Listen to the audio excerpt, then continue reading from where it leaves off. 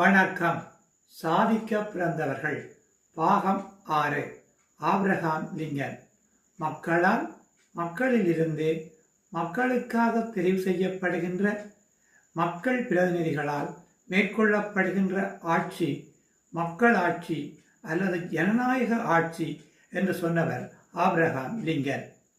இவர் அமெரிக்காவின் ஜனாதிபதியாக பதவியேற்று ஒரு நிகழ்வில் உரையாற்றி கொண்டிருந்த பொழுது இவரை அவமானப்படுத்த வேண்டும் என்ற நோக்குடன் ஒரு எதிர்க்கட்சி உறுப்பினர் எழுந்து, ஆபிரகாம் லிங்கனே, நான் என் காலில் அணிந்திருக்கின்ற காலணி உங்களுடைய தந்தையார் தைத்து தந்தது என்று சொன்னார். அதற்கு ஆபிரகாம் லிங்கன், நண்பரே, என்னுடைய தந்தையார் இறந்து பல ஆண்டுகள் ஆகிவிட்டன. ஆனால் இன்றும் அந்த காலணியை நீங்கள் அணிந்திருக்கின்றீர்கள் என்றால் என்னுடைய தந்தையாருடைய உழைப்பின் உயர்வும் அவருடைய தொழில் திறமையும் எவ்வளவு உன்னதமானது என்பதனை உணர்ந்து கொள்ள முடிகின்றது.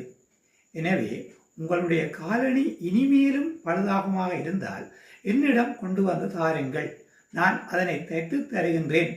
ஏனென்றால் எனக்கு காலணி தைக்கவும் தெரியும், நாட்டை ஆளவும் தெரியும் என்று கூறி அந்த எதிர்க்கட்சி உறுப்பினர் வார்த்தைகளுக்கு தன் சொல் வேட்டுக்களால் பதில் அளித்தார்.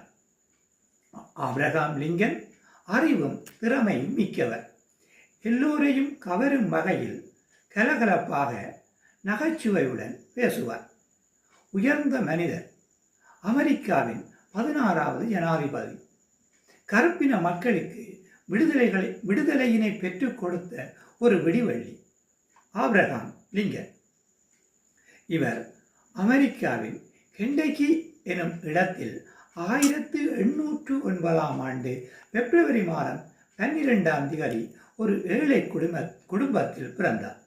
இவருடைய தந்தையார் தாமஸ் லிங்கன் ஒரு மரவேலை செய்யும் தொழிலாளி. அத்துடன் காலணி தைக்கும் தொழிலினையும் செய்து வந்தார். ஆபிரகாம் லிங்கன் சிறுவனாக இருந்த பொழுது அவருடைய தாயார் நான்சி இறந்து விட்டார். இதனால் இவருடைய தந்தையார் சில ஆண்டுகளின் பின் சாரா என்கின்ற ஒரு விதவை பெண்ணை மறுமணம் செய்து கொண்டார்.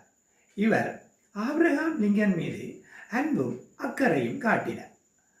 அக்காலத்தில் ஆபிரகாம் லிங்கன் வாழ்ந்த அந்த ஊரில் பாடசாலைகள் இல்லை.